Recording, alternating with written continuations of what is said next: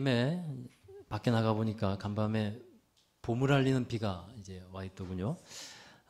주일을 맞이하는 아침에 이 봄비를 딱 이렇게 보고 나니까 굉장히 싱그럽게 느껴졌습니다. 그때 즐겁고 아주 힘차게 노래하는 이 새소리가 들렸어요. 그 새소리를 들으면서 생각나는 게 있었어요. 뭐냐면 무지 추웠던 겨울 아니었습니까? 작년에. 지난 겨울에 무지 추웠는데 그때의 제 귀에 이 새소리를 잘 듣지 못했다 하는 생각이 들어요. 그때는 잘 제가 새가 노래를 했는데 제가 못 들었거나 아니면 진짜 새들이 추워서 집에만 그들도 있었거나 했는지 모르겠습니다. 그런데 오늘 아침에 새소리를 들으니까 이 푸근한 날씨와 함께 이 봄을 기대하게 됐는데 3월을 맞이하는 첫 주입니다.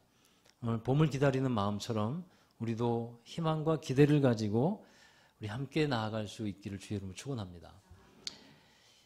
여러분 아이들을 키우면서 가장 힘들어할 때를 든다면 사춘기의 시절을 들 것 같아요.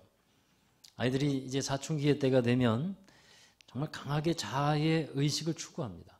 자아의 욕구가 생겨요. 혼자 있으려고 하죠. 또 혼자서 어떤 일을 하려고 합니다.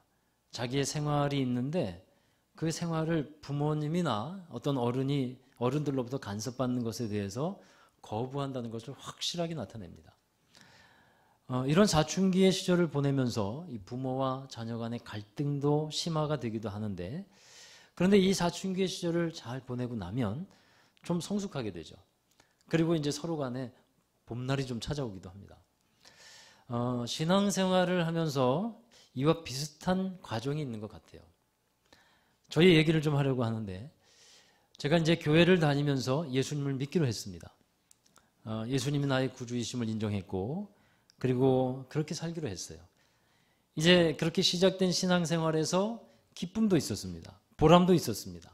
그리고 나를 사랑하시는 하나님이 나에게 선하신 계획을 갖고 계시고 나의 길을 열어주실 것이다라고 하는 기대가 있었어요. 나는 하나님의 인도하심 가운데서 축복을 누리면서 살 것이다. 이런 기대를 갖고 이제 신앙생활을 했습니다. 그런데 어느 순간 들려지는 하나님의 말씀 가운데 이상하게 부담감이 들기 시작했어요. 그냥 교회에 와서 예배 드리고 은혜 받고 가면 되는 줄 알았는데 그리고 그 말씀에서 위로와 평안을 찾으면 되는 줄 알았는데 그런데 말씀을 잘 들어보니까 은혜만 받는 것으로 끝나는 게 아니고 그 은혜에 대한 나의 반응이 있어야 한다는 것을 알게 됐어요. 반응을 하라는 거예요. 물론 강제적이지 않습니다. 자발적인 반응이긴 하지만 어떤 말씀에 반응을 하려고 하니까 이상하게 마음이 허락되지 않아요. 그리고 기분이 별로 좋지 않아요. 기분이 안 좋아요. 그때 기분이 별로 안 좋은데 옆에서 아내가 은혜에 대해서 반응하라고 막 재촉을 합니다. 그러면 더 성질이 나요. 강단에서 설교하는 제가 이제 평신도 때의 얘기예요. 설교를 하시는 목사님에게 반감이 드는 일이 생겨요. 감사하라고 하고 주님을 사랑하라고 하는 말씀들이 어떤 강제적인 것처럼 느껴지기 시작해요. 헌신을 해야 한다고 하는데 마치 말씀을 수단으로 삼아서 헌신하라고 하는 것 같은 그런 생각도 들어요. 지나가 보니까 그게 저의 영적 사춘기였던 것 같아요. 그렇게 내 자신을 주장하고 막 고집을 피우고 있는데 누군가 내게 이런 말을 전해줬어요. 누가 이런 말을 했대요. 그냥 충격을 주려고 하는 말이었어요. 그게 뭐냐면 아니 잘났으면 얼마나 잘났어. 이 말을 누군가 나에게 했대요. 그 얘기를 듣고 이상하게 화가 나지 않았어요. 화가 나는 게 아니라 부끄러웠어요. 아 그래. 그 말을 듣고 나니까 굉장히 부끄러웠어요. 그런데 그런 영적 사춘기를 벗어날 수 있는 때가 생겼습니다. 하나님의 더 깊은 은혜가 이제 찾아왔는데 내 자신이 얼마나 교만하고 또 고집이 세고 얼마나 큰 죄인인지를 깨닫게 되었어요. 내게 사랑으로 찾아오셨고 나의 삶의 축복으로 함께 하시는 것만을 은혜로 알고 있었는데 나 같은 죄인도 또 나같이 고집 많고 무익한 사람도 하나님께서 받아들여 주셨다. 야, 이게 정말 큰 은혜구나 하는 것을 깨달았어요. 사실 저의 이 고집된 모습을 많은 사람들에게 보인 것은 아니었어요. 사람들에게 맞춰가기도 했고, 가려고 하기도 했고, 또 믿음의 형제들, 또 사람들에게는 착하고 좋은 모습으로 보였을 때가 많았을 것 같아요. 그런데 집에 돌아오면 저의 태도가 돌변했어요. 아내에게, 자식들에게 이 고양이가 발톱을 숨겨놓고 있다가 그냥 발톱을 드러내듯이 성질과 짜증을 아내에게, 죄송합니다. 우리 자녀들에게 보이기 시작했어요.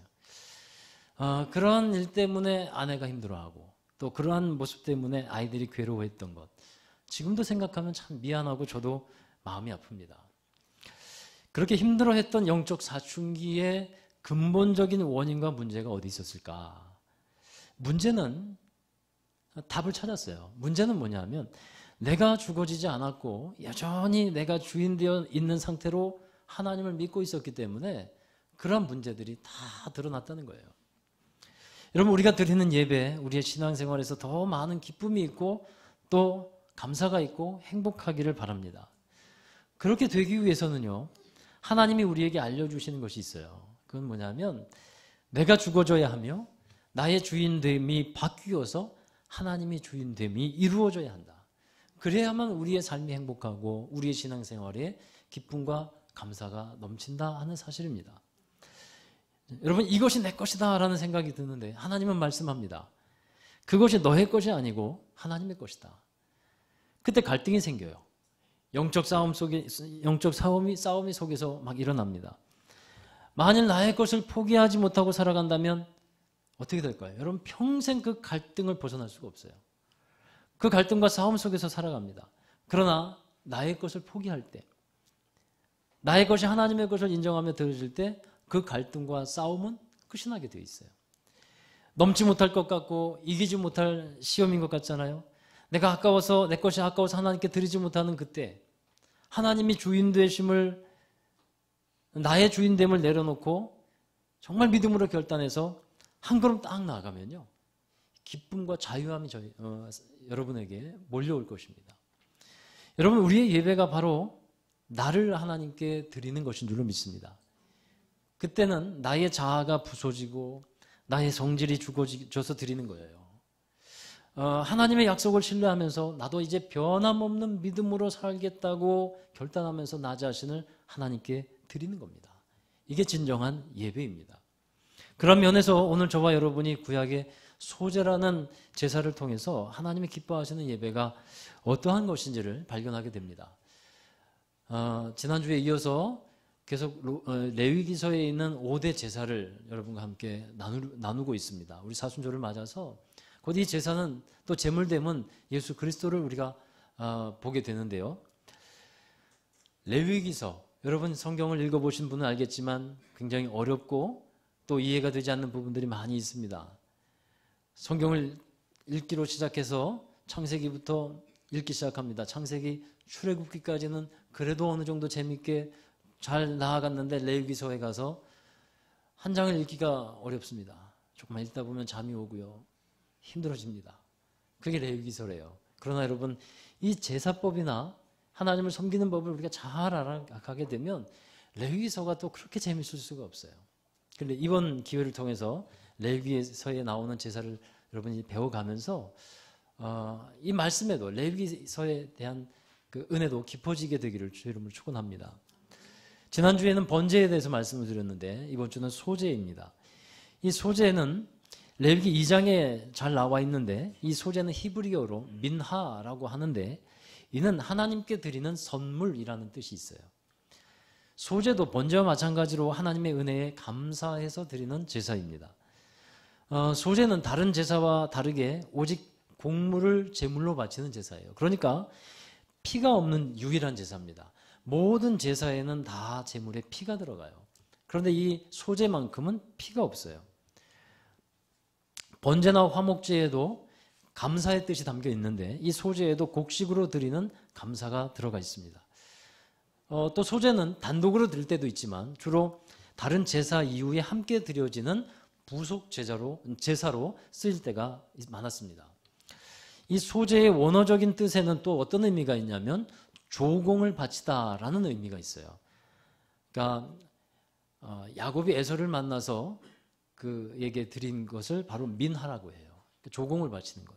이 조공이라고 하면 역사적인 인식에 따라서 부정적인 생각을 갖는 때도 있지만 조공은 어떤 의미냐면 주종의 관계를 분명히 한다는 의미를 갖고 있습니다.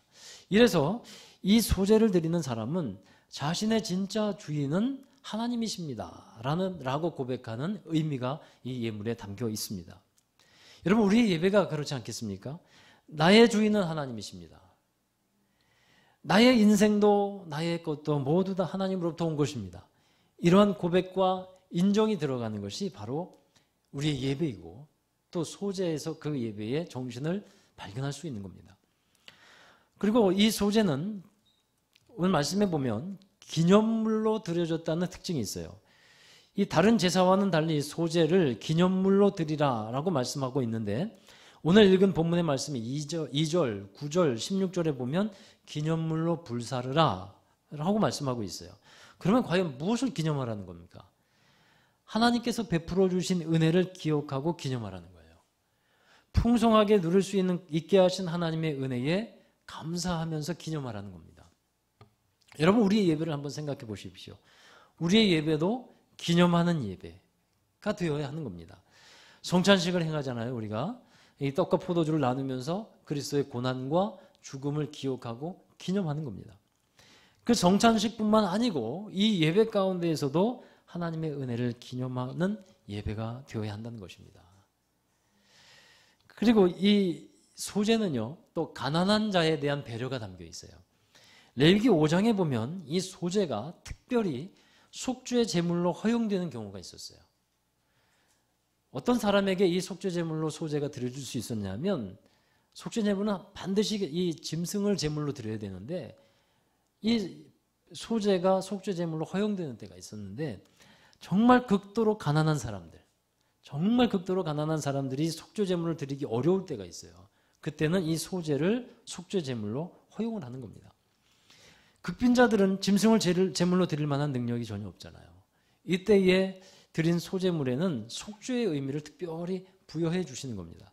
자, 이러한 소제의 특징을 본다면 하나님의 크고 넓으신 은혜와 사랑을 볼 수 있게 돼요.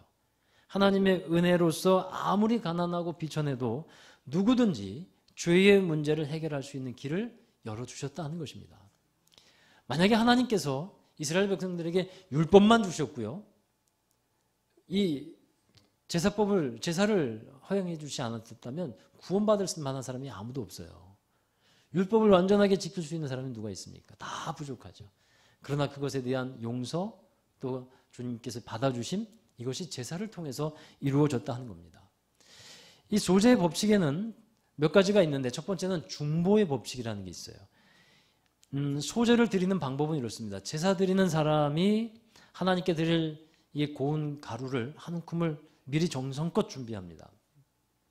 더 정확히 말하면 밀가루 10분의 1 에바를 사용하는데 이 양이 얼만큼이냐 하면 1.5리터 콜라 그 페트병으로 한 반 정도 되는 양이에요. 그 정도의 밀가루를 준비해서 와요. 아주 곱게 가른 밀가루입니다. 그리고 그것을 제사장에게로 가져오는데 제사장은 그것을 받아서 거기에 기름과 유향을 곡식 가루와 함께 섞고 이 소금을 칩니다. 그리고 그것을 불 위에서 사르는 거예요. 그러면 향기로운 냄새로서 하나님께 드려지는데 그게 소제입니다. 그리고 드려진 소제를 드리고 이제 남은 소제물이 있잖아요. 그것은 제사장이 갖습니다. 지난 시간에 번제에 대해서 말씀을 들었습니다만 이 번제물을 드릴 때는 제사를 드리는 사람이 번제물에다가 자기의 죄를 전가하고 자기가 짐승을 잡아요. 그런데 소제물에서는 제사장에게 소제물을 건넵니다. 제사장이 하나님께 드리는 거예요. 이 제사장은 제사를 드리는 사람의 중보자의 위치에 있게 돼요. 여러분, 우리가 드리는 예배를 생각해 보십시오. 우리의 예배는 예수 그리스도의 이름으로 드리고 있어요. 그리고 예수님은 우리에게 어떤 분이 되시냐면 대제사장이 되시는 겁니다. 이 대제사장이신 예수님이 우리에게 계시지 않다면 우리의 예배가 하나님께 올려질 수가 없어요. 우리가 왜 예수님의 이름으로 기도합니까? 우리 이름으로, 우리의 힘으로, 우리의 능력으로 우리의 기도가 하나님께 올라갈 수 없기 때문에 그래요. 오직 예수님의 공로로, 예수님의 은혜로, 예수님의 사랑으로 우리의 기도가 하나님께 드려지는 것입니다. 우리 히브리서 9장 15절의 말씀 함께 보실까요? 함께 읽습니다. 이로 말미암아 그는 새 언약의 중보자시니 이는 첫 언약 때에 범한 죄에서 속량하려고 죽으사 부르심을 입은 자로 하여금 영원한 기업의 약속을 얻게 하려 하심이라. 예수님은 우리를 하나님 앞으로 인도하시는 대제사장이 되시고 중보자가 되신다는 것인데 진정한 우리를 구원으로 이끄는 가이드가 되신 분이죠. 이게 예수님의 위치예요. 그러니까 이 소재에는 중보의 의미가 들어있는데 바로 우리가 드리는 예배 가운데도 예수님께서 우리를 중보하고 계시다 하는 것을 기억하십시오. 그 다음에 변화의 법칙이 있습니다. 소재를 드릴 때 함께 드리는 4가지 재료가 있는데 여기에 깊은 의미가 담겨 있어요. 먼저 고운 가루를 드리라고 했잖아요. 여러분 곡식을 기르고 추수할 때가 되면 알곡을 거두지 않습니까? 그러면 곡식을 추수하게 하신 하나님께 감사하면서 이제 소재의 제사를 드리기로 했어요. 그러면 소재를 드리기 위해서 먼저 준비해야 하는 것이 뭐냐 하면 바로 고운 가루입니다. 고운 가루를 만들기 위해서는요, 이 나달을 가지고 절구나 맷돌에 넣고 이렇게 찢기 시작하겠죠. 지금 같으면 이 벽돌도 갈리는 고성능 믹서기에 넣고 갈아버리면 되지만 당시에는 도구를 사용해서 찢고 바울 수밖에 없었어요. 할 수 있는 한 최대한 곱게 갈아야만 했어요. 가루로 드리는 경우가 있고 떡으로 드리는 경우가 있는데 이 소재를요, 이 가루로 드리기 위해서는 한번 이렇게 그 제사장이 불 위에 놓으면 한 번에 불에 완전히 태워줘야 돼요. 그래서 향기로운 제물이 되기 위해서 아주 미세하게 갈아야만 했어요. 떡으로 드리기 위해서도 고운 가루가 필요했던 겁니다. 우리가 드리는 예배가 이 향기로운 예배로 하나님께 드려지기 위해서는요, 이러해야 한다고 알려주고 있는 거예요.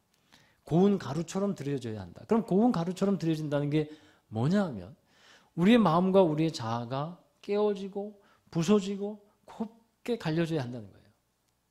우리의 신앙생활을 하면서 나에게 있는 견고한 자아가 있습니다. 여러분, 이 견고한 자아가 부서지고 깨어져야만 은혜가 임해요. 하나님이 받으실 만한 것이 되는 건 이 나의 자아가 깨어진 채로 하나님께 죽어진 채로 하나님께 드려지는 겁니다. 이게 진정한 예배인 것입니다.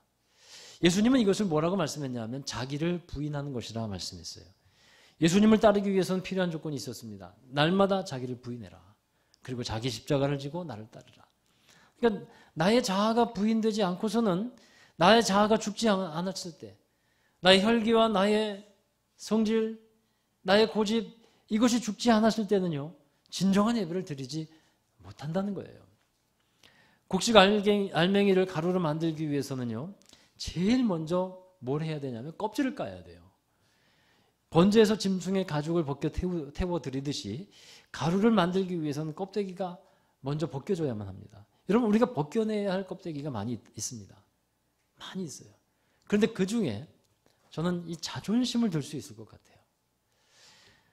미국에서 목회하는 어느 목사님이 아주 믿음이 연약한 한 성도가 병원에 입원해 있다는 소식을 들었어요.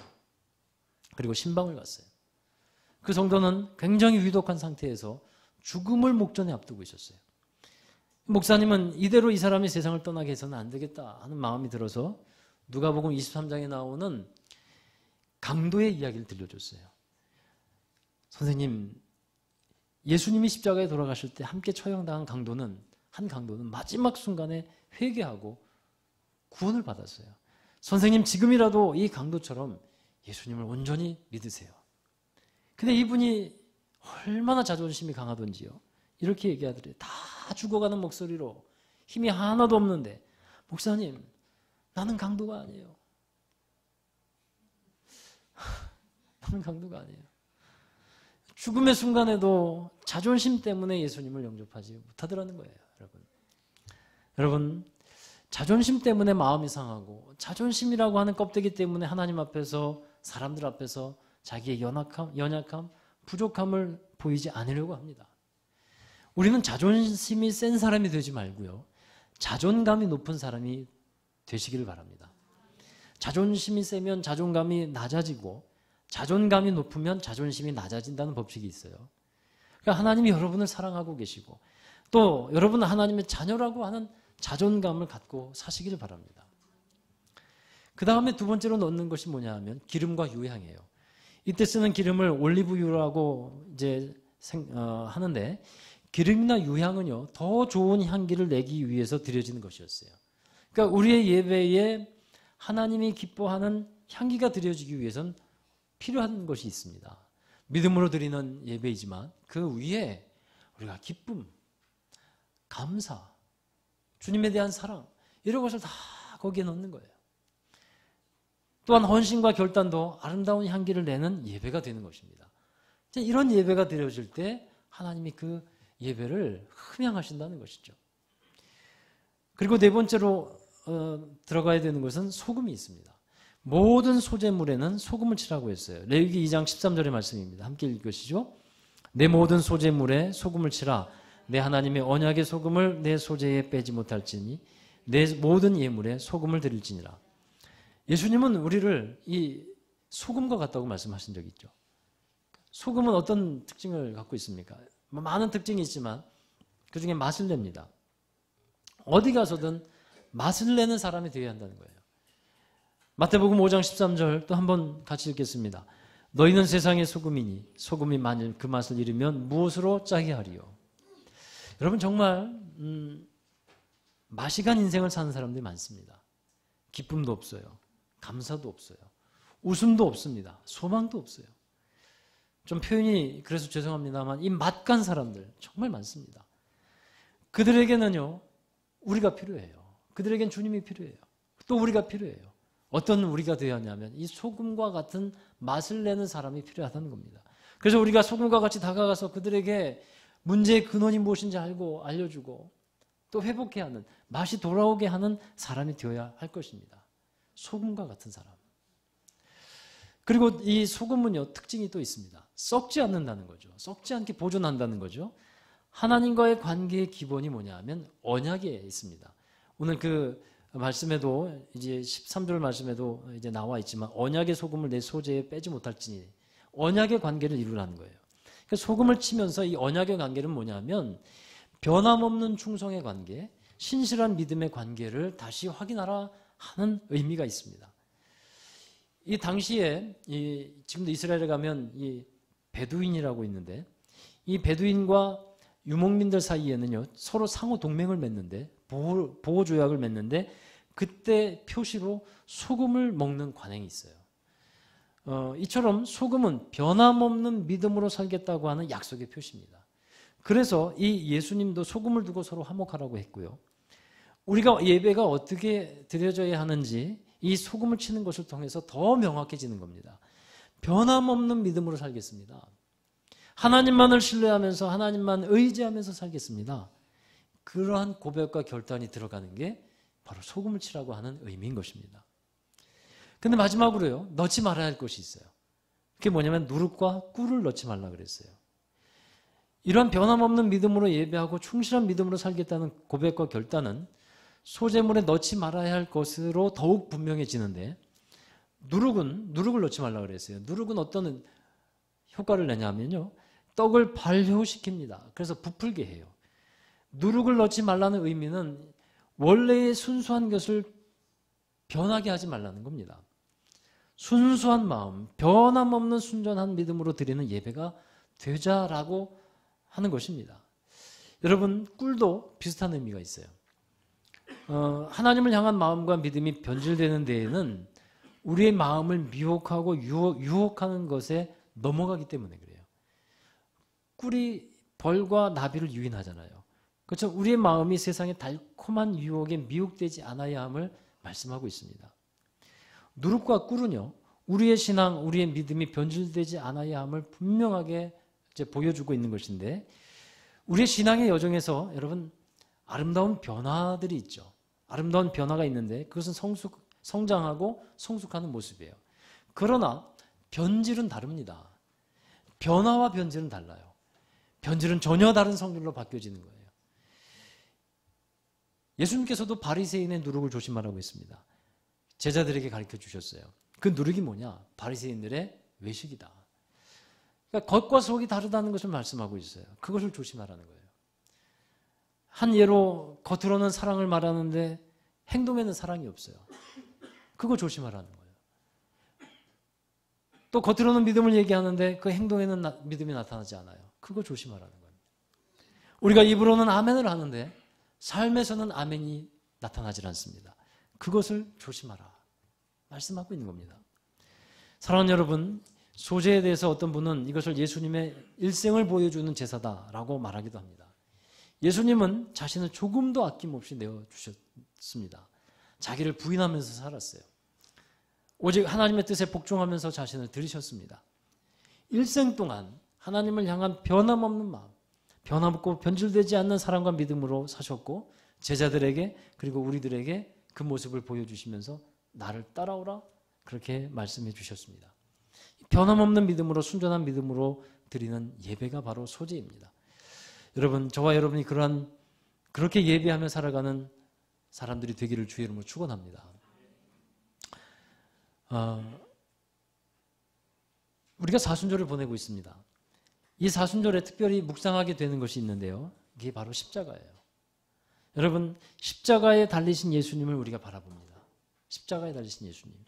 성경은 십자가가 예수님이 죽은 곳일 뿐만 아니라 또한 내가 죽어야 하는 곳이라고 말씀하고 있어요. 내가 그리스도와 함께 십자가에 죽었다, 못 박혔다라고 그 십자가를 우리에게 보여주고 있습니다. 십자가는 해산의 고통이 있는 곳입니다. 내가 죽어지는 것이고 그러므로서 내가 다시 태어나는 것이 바로 십자가예요. 마치 소재를 드리기 위해서 고운 가루를 만들듯이 나의 자아로 가득한 내가 이제 십자가에서 부인되어지는 것입니다. 그리고 그렇게 예배드리는 것이고 그렇게 살아가는 것이 바로 소재의 예배입니다. 사랑하는 여러분, 십자가를 묵상하고 십자가의 은혜로 돌아가서 정말 다시 순전해지고 온전해지는 예배자가 되시기를 주의 이름으로 축원합니다. 잠깐 기도하겠습니다. 감사합니다. 하나님, 우리 자신을 하나님께 온전히 내어드리고 주님을 예배하는 진정한 예배자가 되기를 원합니다. 이 사순절의 기간 동안 십자가의 그 사랑을 더욱더 알게 하여 주시고 그 십자가를 통해 내 자신도 죽었고 주님과 함께 다시 살았음을 고백하며 새로운 믿음으로 또 변함없는 믿음으로 더욱더 성장하고 성숙하는 믿음으로 주님께 드려지는 저희들이 되게 하여 주옵소서. 우리의 예배가 또 우리의 삶이 더욱더 주님께서 기뻐 받으시는 것이 될 수 있도록 우리 자신을 내어드리며 감사하며 기쁨으로 예배하며 살게 하여 주옵소서. 예수 그리스도의 이름으로 감사하며 기도합나이다. 아멘. 우리 다 함께 자리에서 일어나셔서 파송과 결단의 찬양으로 하나님께 영광 돌리겠습니다.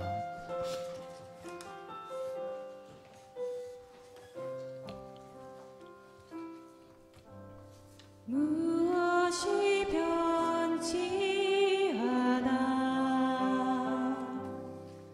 내 소망이 되며 무엇이 한결같아 내 삶은 품으리 그 누가 날 만족해 해 내 영이 쉬며 그 누굴 기다려 내 영이 기쁘네. 우리 십자가 그 그늘 아래 십자가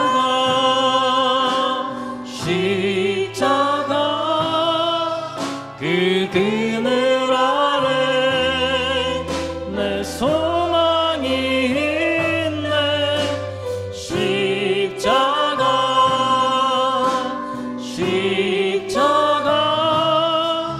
그 그늘 아래 내 생명이 있네.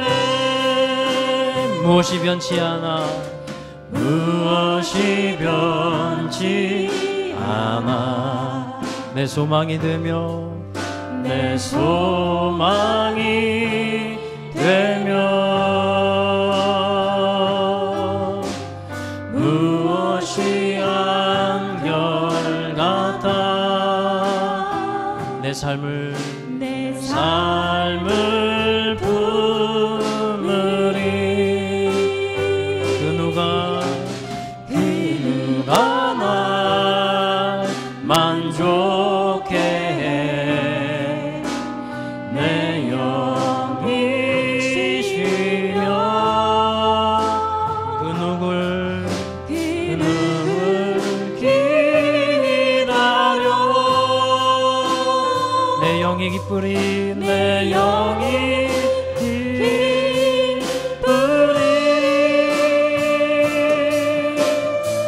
우리 주님의 십자가로 나아가십시다.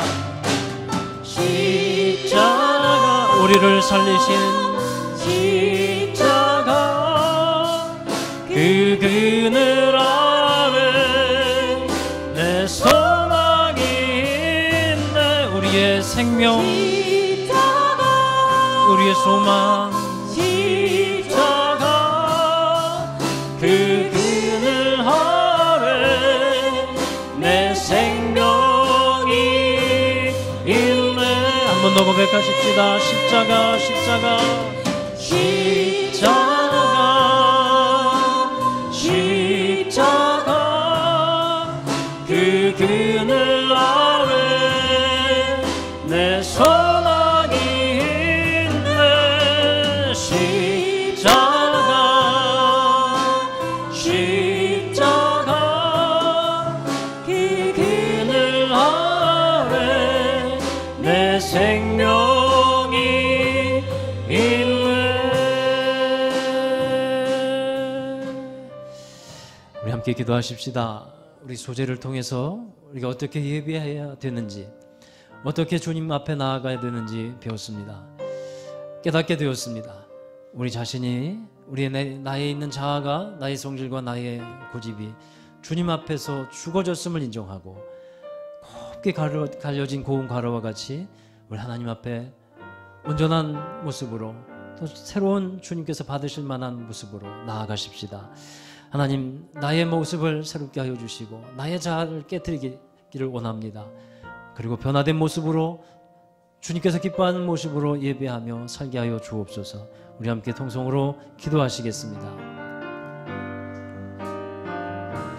거룩하신 아버지 하나님 우리 예배를 받으시고 우리 한 사람 한 사람을 받아주시는 주님께 감사합니다. 우리 자신이 진정한 예배자로 드려지기를 원합니다. 하나님 앞에 우리의 모습이 온전히 나아가게 하여 주옵소서. 하나님 나의 자아와 나의 고집과 내가 포기하지 못하는 것들이 너무나도 많이 있음을 이 시간에 괴로워합니다. 우리 자신에 있는 것들 나의 것이라 주장하고 내가 붙잡고 있는 것을 이 시간 내려놓는 귀한 시간 되기를 원하옵나이다. 하나님 진정 하나님께 온전히 드려지는 예배자로 살게 하여 주시고 믿음과 결단으로 나아가지 못하는 것들이 이 시간 주님 주시는 성령의 능력으로 믿음으로 드려지게 하여 주시고 다시 새롭게 결단하며 온전한 헌신과 변함없는 믿음으로 주님을 사랑하며 섬기며 살게 하여 주옵소서. 하나님 저희들의 마음을 다시 새롭게 하여 주시길 원합니다.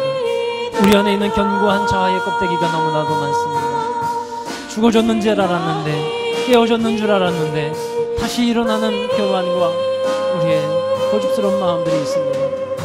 오 하나님 우리의 마음을 새롭게 하여 주시옵소서.